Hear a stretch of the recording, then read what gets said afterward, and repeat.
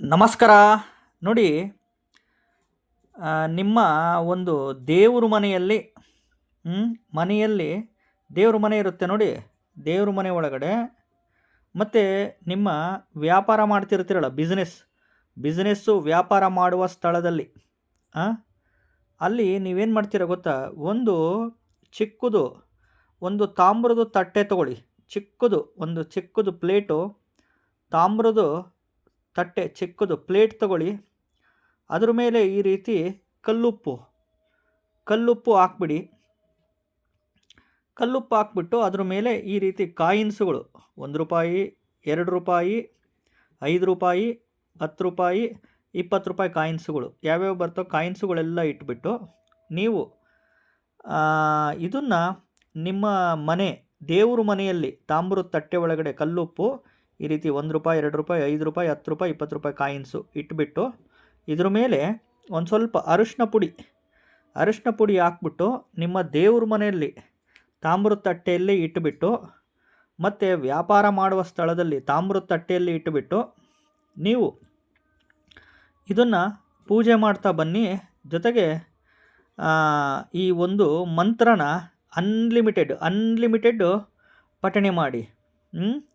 ಓಂ ನಮೋ ಧನದಾಹೇ ಸ್ವಾಹ, ಓಂ ನಮೋ ಧನದಾಹೇ ಸ್ವಾಹ, ಓಂ ನಮೋ ಧನದಾಹೇ ಸ್ವಾಹ ಅಂತ ಈ ಮಂತ್ರನ ಅನ್ಲಿಮಿಟೆಡ್ ಪಠಣೆ ಮಾಡಿ.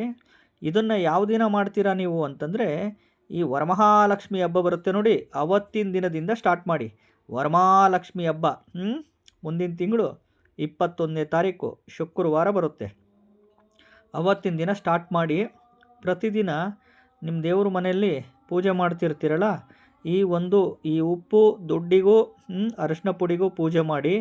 ವ್ಯಾಪಾರ ಮಾಡೋ ಸ್ಥಳದಲ್ಲಿ ನೀವು ಪೂಜೆ ಮಾಡ್ತಿರ್ತೀರಲ್ಲ, ಇದನ್ನು ಇಟ್ಟುಬಿಟ್ಟು ಈ ಮಂತ್ರ ಹೇಳ್ತಾ ಪೂಜೆ ಮಾಡ್ತಾ ಬನ್ನಿ.